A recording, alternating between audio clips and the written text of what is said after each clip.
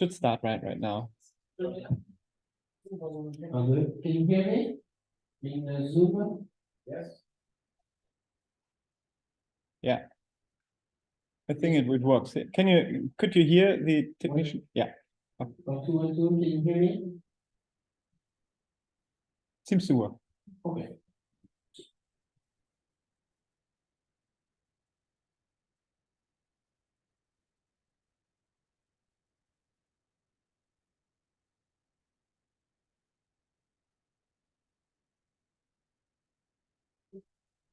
All right, everyone, it's 1 o'clock, and so I think we get it started. So thank you, everyone, for making it. Very nice to meet you in person, finally, after so many exchanges which we had. So we would like to spend the next 30 to 40 minutes just to really open talk about the VICToRY trial, which for us is a way to continue the story of success, which started with the re-energized trial, which luckily was presented last year on the EBA. So congrats to the team who were part of this year. And so I briefly would like to walk through the VICToRY trial, the vitamin C trial, why we are doing this. And so where are we right now? So what are our challenges? How are we mitigating the challenges?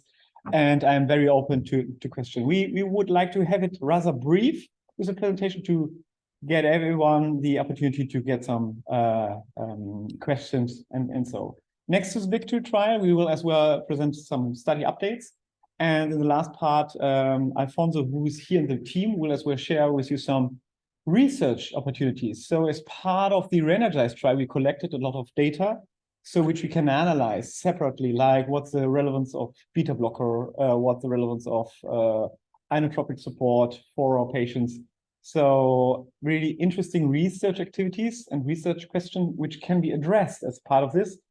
And you are very much welcomed to join one of the projects as well, research-wise, or if you have own ideas, what can be done with this, this should be an open communication channel, yeah, so for everyone to spread it out.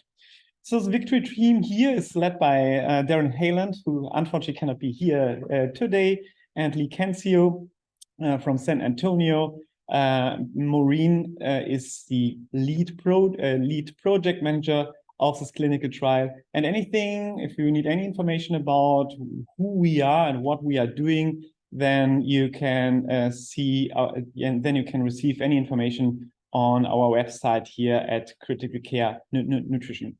So as stated earlier, we want to build up on the successful story of the re-energized trial, so which has been accepted last year in the New England Journal of Medicine. And we more and more realize that we want to contribute more evidence to our daily clinical practice for our patients with severe burn injuries.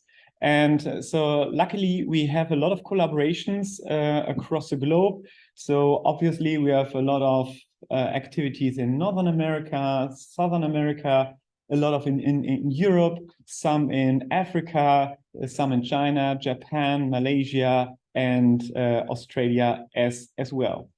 So let's talk briefly about the trial right now. So the overall purpose of this clinical confirmatory trial will be to evaluate the clinical significance of high-dose vitamin C in patients with severe burn injuries. So therefore, patients are randomly assigned with a TBSA higher than 20% to receive either a high-dose vitamin C for 96 hours, so it's a rather short intervention, compared to placebo.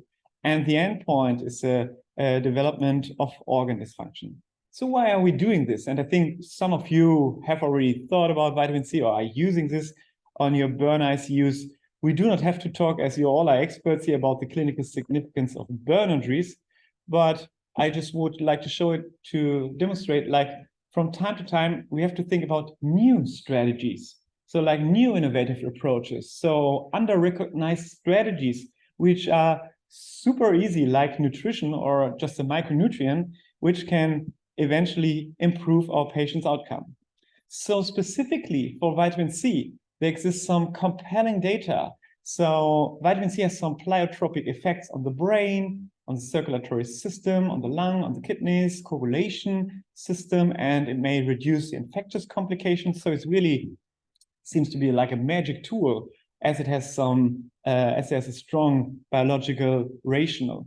And there has been repeatedly demonstrated a hypovitaminosis, a significant decrease or low vitamin C levels in critically ill patients per se, which was associated with outcomes.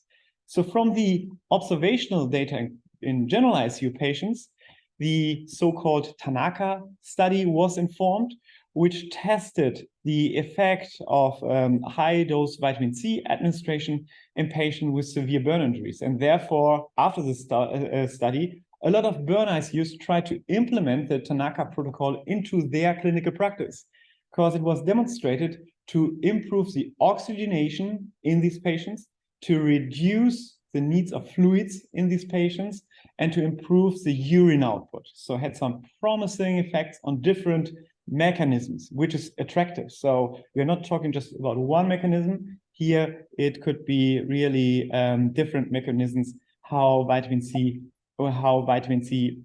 may act.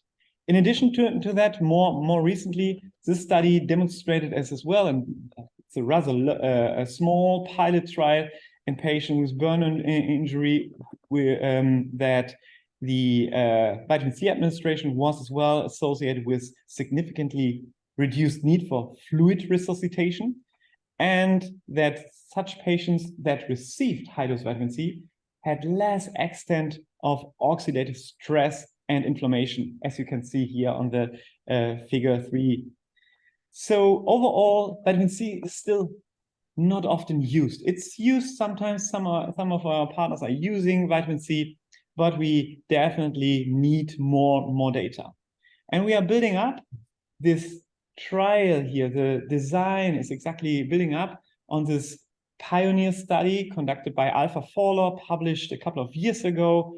He tested different doses of vitamin C, and he could demonstrate that especially a higher dose of vitamin C was associated with a more significant decrease of organ injuries, which encourages us to move on with a high-dose vitamin C trial to test this in our burn patients.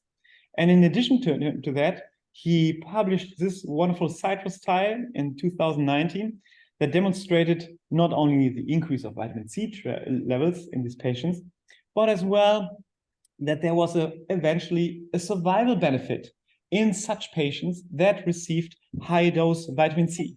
And there was an increase in ICU and hospital-free days, which was shown as secondary endpoint. However, these data are not very stable. They are not very robust. There exists a so-called fragility index.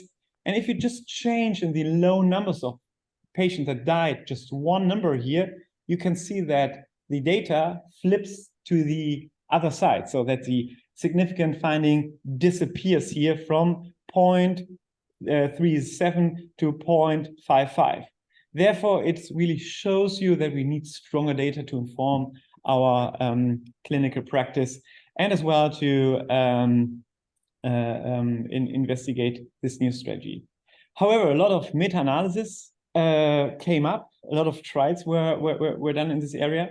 And the last one about which we have to talk is the so-called LOVIT trial, which tested in patients with septic shock the clinical significance of a high-dose vitamin C strategy.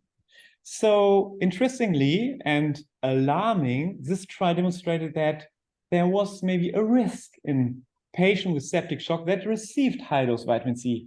As you can see here in the primary composite endpoint here for the 20-day mortality here, so which showed significant results, significant benefit more for the placebo. However, this seems to be more a statistical issue here, because you can see like the mortality rates did not differ in the septic patients. The number of organ dysfunctions did not differ. The vasopressor use, mechanical ventilation, renal replacement therapy, there was not really a signal of harm. And even the biological markers did not differ between those. And as well, the other secondary endpoint did not show any hint for harm in these. And a lot of editorials, reanalysis appeared, because vitamin C was thought to be one of the most promising strategies which we have right now in our toolbox. And the authors here of this LOVIT trial were unfortunately unable to give a solid answer. So to talk about the data, our group did a meta-analysis. We included the results from the Lovett trial and still could demonstrate then when we do a meta-analysis to aggregate the existing evidence, there still is survival benefit when you are focusing on the really severe patients. And one of the reasons why the different results were identified in the Lovett trial could be for this reason. So when we do clinical trials, we have to take into account the comorbidities, the environment, and so on, but then as well the type of critical illness. So a patient with septic shock is not the same patient as a burn patient. So we have the advantage that we can initiate rapidly after the onset of injury our anti-inflammatory strategy, which is a huge advantage when compared to septic patients. So where we never know where we are in the pathophysiology of sepsis. So therefore, for an intervention, for an anti-inflammatory and antioxidant treatment to be beneficial, it should be given in the very acute phase to reduce the overspill of the inflammatory response, and might even be harmful when you give it too late, which encourages us to move on. Therefore, we are testing right now, and the trial is open, to the clinical significance of high-dose vitamin C. This is a study overview. So patients, this is challenging from the operational viewpoint. To be effective, the vitamin C has to be given within the first 24 hours after ICU admission. We have to operationalize this. This might be that we cannot enroll patients at the weekend, but from the clinical perspective, I think we have consent that this needs to be started early on. The treatment is for 96 hours, and then we have a follow-up by telephone call, so which is very, very easy. So where are we right now? And here's a study report, the recruitment report. So here, this gives you an overview about the already active sites which are in progress, and the enrollments in these sites. So here, differentiated for Canada, the United States, Mexico, Germany is open since a couple of months. Belgium is open here in Europe. So the first European countries, and we are eagerly awaiting Portugal, France, and Italy to be open very, very soon. So we're working on this. I will talk about this a little later. So that overall, we have already enrolled 77 patients so far. So this map demonstrates the collaborative research infrastructure which we have around the globe right now. We're very much active. So these are not the sites, sorry. It just gives you a high-level overview about where are we working. So we have a lot of support from Southern American countries as well, a lot of interest from Asia Pacific as well, who wants to be part of this network.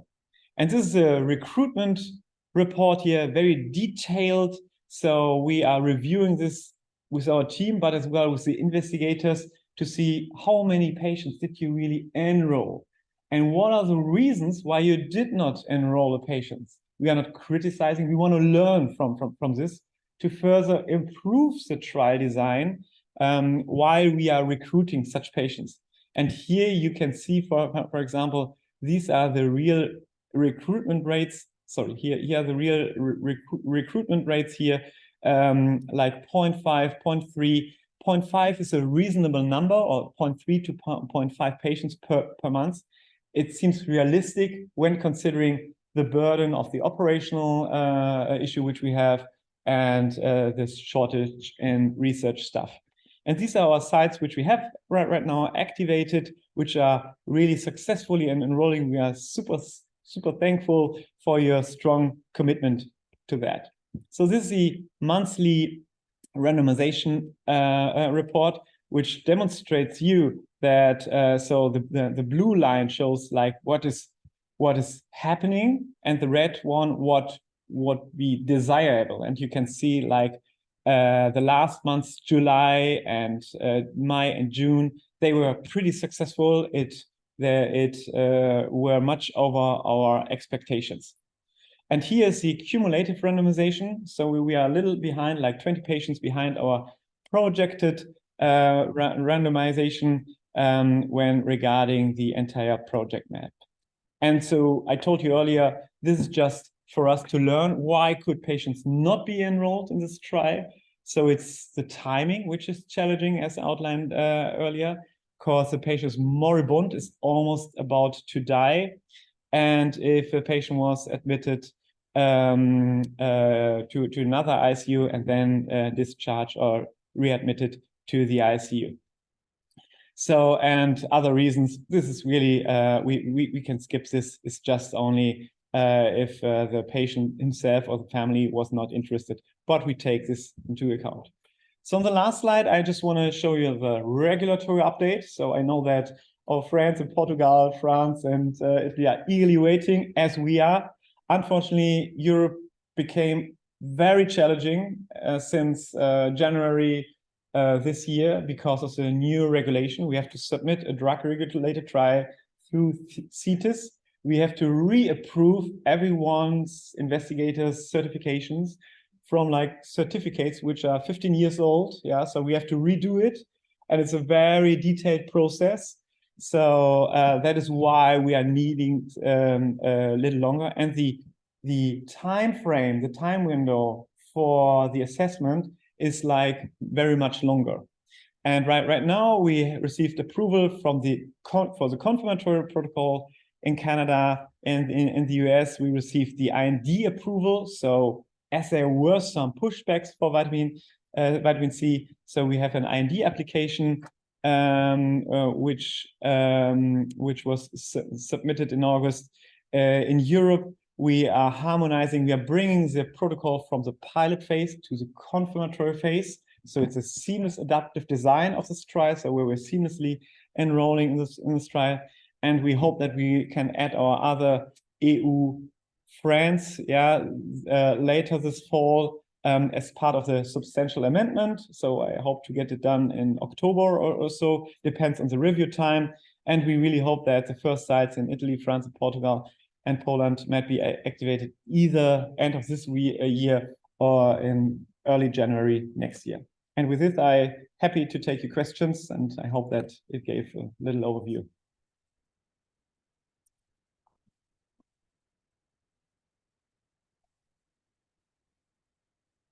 Questions?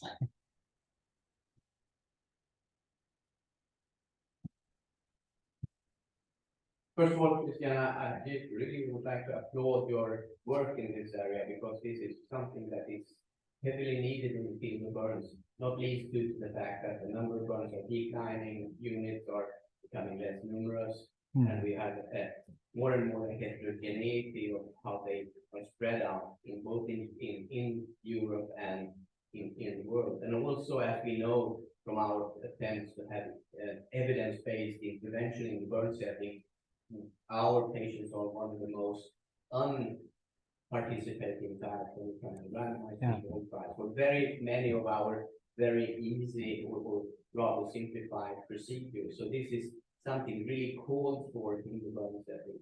Could you just update me, as our unit has not been aware of this, could you just tell us a little bit about how does the ECRF look like?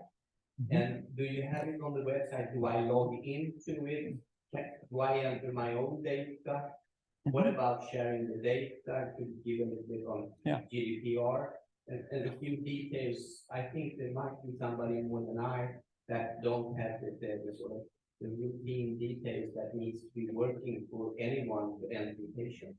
Sure, yeah, so two excellent questions. So the first one is like, how could I be aware of that? So I hope that for this in future, our societies may as well help to be a platform to inform about research activities, so that every burn ICU could jump on an activity. We try to disseminate our activities via LinkedIn, Twitter. We have a web page, but still we are not achieving everyone. So these meetings like these are as well good opportunities. So the second one is we are building up on a system on REDCap. We are using REDCap, which we are using like for more than 20 years. So the advantage of using this is like we can build up on experience which we had over the last 20 years. So Darren Hayland built this up for his first trials.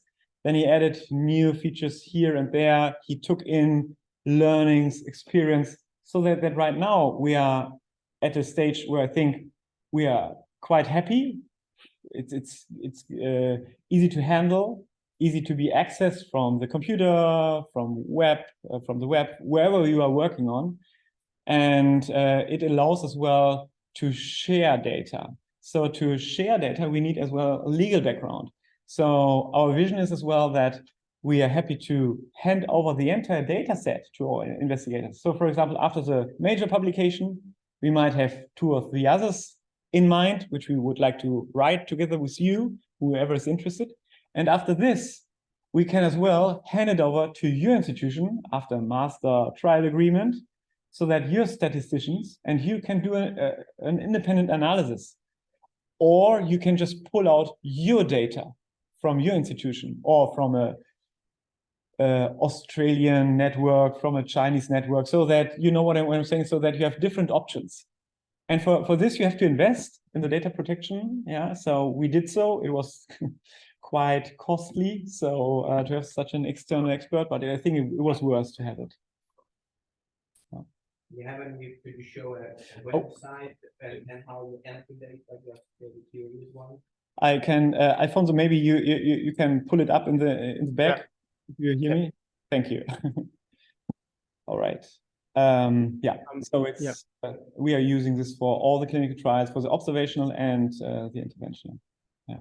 And each enters his own data in real time as the trials goes on. Yeah. No, you can do it. You enroll. So what you need to do is to enter the patient's characteristics to randomize a patient. Then you can just focus on your patient. Then you can start the treatment, and you can later on, when you have time, enter the clinical data, because most of them are available as part of the clinical routine. If there are some additional assessments which are outside of the clinical routine, you have wisely to think, is it doable? So in these times, we think we leave these additional measurements optional, because the staff resources is very, very low. A lot of sites do not have study coordinators. So therefore, it's easier when you can, for example, type in the data at the weekend from a physician, study nurse, or else. Yeah. And the open source REDCap is free of cost as it runs now. Yeah. Yeah. But modifications to the platform that has been done needs to be done within the project with funding that we gather together, or you have, what's the solution to that? Yeah, so for example, for our observational study, we did not have any fundings. Yeah, for the today I showed you in the morning the effort trial, which was published in the Lancet. We did not have any fundings for that. We built it up from own resources. And just to be transparent, so the budget for this trial, it does not cover the entire cost.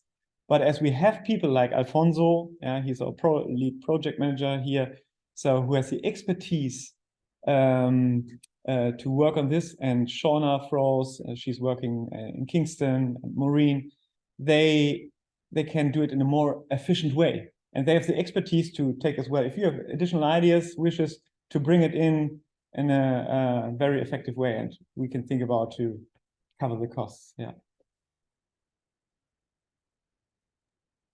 Further question. So who is already part of the VICToRY study right now, or indicated in interest already? Everything new? 1, 2, 3, yeah. 4. All right. That's interesting. So I told you, like, we have about 84 sites, and we hope to have more than 50 right now. Yeah. Please. I have a question about what your thoughts on your trials, the violency trials, and possibly other trials that concern like dermal substitutes and things like that are also taking place at the hospitals. Are they competing trials? So we very good question. So we we judge on this case by case, but we are very open to allow co-enrollment, because then it's more effective for a site to participate in two trials, for example. So then it would be very hard if we have competing trials. Therefore, we have to figure out ways to make it happen. So, for example, some of you may remember while the Reenergize trial was running, we started already the vitamin C trial, and we figured out a way, like for the people who are working on the burn ICU. Okay, I have a patient. I check. This patient cannot go in the Reenergize. I can still check if it goes into the vitamin C trial, and you could just do it for 3 or 4 other trials to see. Okay, this could work for the, I don't know, beta blocker trial, graft trial, vitamin C trial. Is a co-enrollment allowed? And here we can have give guidance for the people. Yeah. And as well, like we are paying case fees as well to compensate the time needed to enroll the patients and all this. And it might be as well attractive if you have additional funds. Yeah. Welcome. Other questions, please? With regard to the analysis that you mentioned earlier on, is that Reenergize trial, the data analysis for? Yeah. Yeah, so Alfonso will right now briefly, like 5 minutes, talk about it, just to get your interest. Who's ever interested can contact Alfonso directly or myself. Okay. If there are no further questions, Alfonso, I would give the microphone over to you. Thanks, Christian. Can everybody see my screen? No, not yet. I think I have to stop it right now.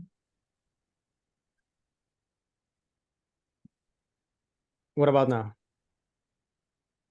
So I gotta stop. Oh yeah, okay. Perfect. You can start. I will increase the size. Thanks. Well, thank you everyone for allowing me to present this to you. My name is Alfonso Ortiz, and I work at the Clinical Evaluation and Research Unit with Christian, Dr. Helen, Marine, and Shauna, and Ellen. And so I had the opportunity to work in the Reenergize trial. And so the purpose of the meeting is to show you what are the research opportunities that we had for you. I hope you are interested in collaborate with us, as Christian mentioned. So as you know, we finished last year and published the Reenergize trial. And so we are using this data set to build two potential publications. One is about the association of obesity and care utilization and clinical outcomes in this population. And the second one is to create a score to identify those characteristics that make a burn unit successful in nutrition therapy. So we are working in these two publications, and I will start with the association of obesity in clinical outcomes in severe burn injuries. So what we are analyzing on this publication is, of course, the primary outcomes in those patients that have a body mass index equal or greater than 30. We have secondary outcomes as well as burn-related operative procedures, type of operative procedures, reasons for not achieving successful grafts. And something interesting about this data set that we have is that we have the survival at 6 months follow-up and quality of life assessment. There are few studies showing similar data that we are showing here, but any of those studies have the survival at 6 months follow-up or quality of life together. So we are very lucky to have all this data from many sites around the globe. So that is why this is interesting. Just to show you an overall, we have pulled the data from REEN, and we identified a total of 1,200 patients that meet the inclusion criteria. So this is how it looks like when we see the numbers. So we are trying to choose the categories of the body mass index to have the right groups of comparison. And so far, we think we have 3 groups where we can englobe these two here and this in the higher end of 30 plus or greater than 40. So this gives you an idea of what we are looking at in terms of groups samples. The second manuscript, as I mentioned, we are trying to identify what are the characteristics that make successful a burn unit.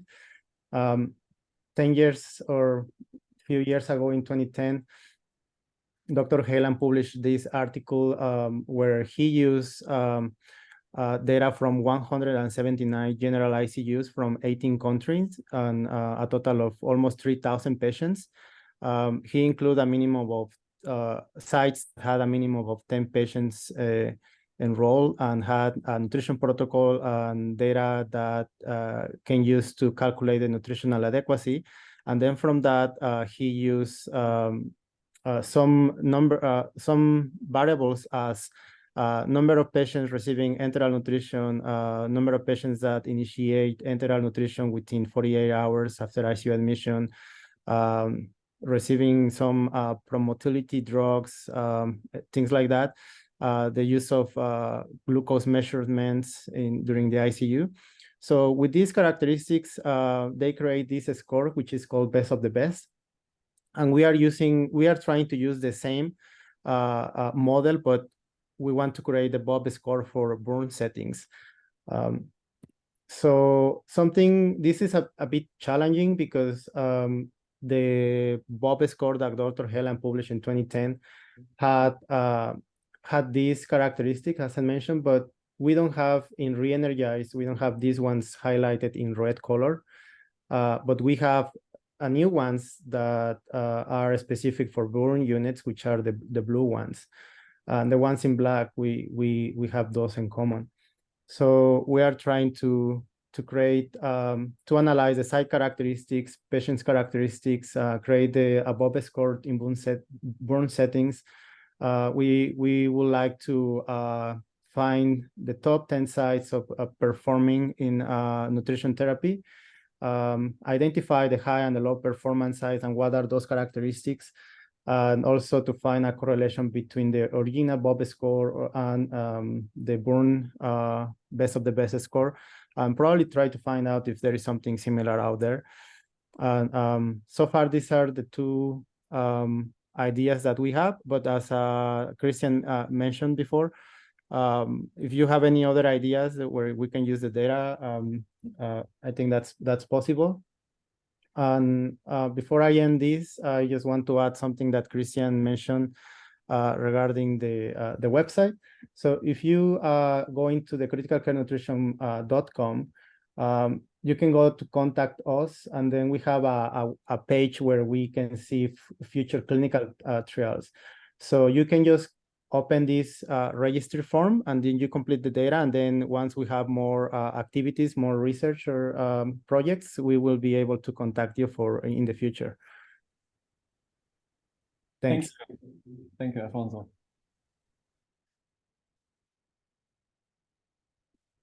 So I promise you to keep it brief and very informative. So any one of you is interested to any of these research activities, or to think about like, hey, can we extract more of quality measures, metrics of general ICU practice in severe burn patients, which could be another project. So let us know about that. And are there any questions to the research projects? We don't want to go into detail right now.